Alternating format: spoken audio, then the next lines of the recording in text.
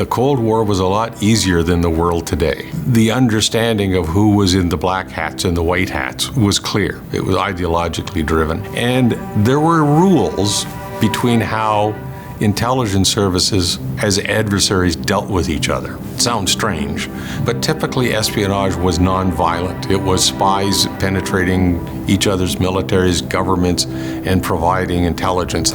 It wasn't putting up bombs and killing people and poisoning them in parks and, a lot. I mean, that did happen. And it was also an easier sell as a threat. The threat of communism, that's a pretty distant idea now. The world today is far more complex. Our allies are far more unpredictable than they were. We have more ideology, religious-based threats. 40 years ago, flying was expensive and not as available as it is today. It was a big thing to fly somewhere. Today, people fly all over the world like you're taking a bus. That affects migration patterns. It affects tourism. It affects travel.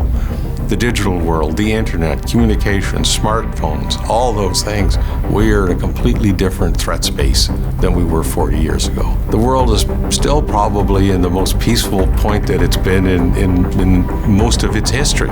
World War II was a pretty nasty thing, which we're not back into yet. But the threats to the average Canadian may exist more realistically than they did then. A terrorist attack in Canada in the 1950s and 60s was pretty unheard of. You didn't worry about people driving a car through a Christmas market. You didn't worry about, before Air India, putting bombs on airplanes. You didn't worry about mass gunmen or bombs in subways. It didn't enter the thought that certainly the Soviet Union wasn't going to do that.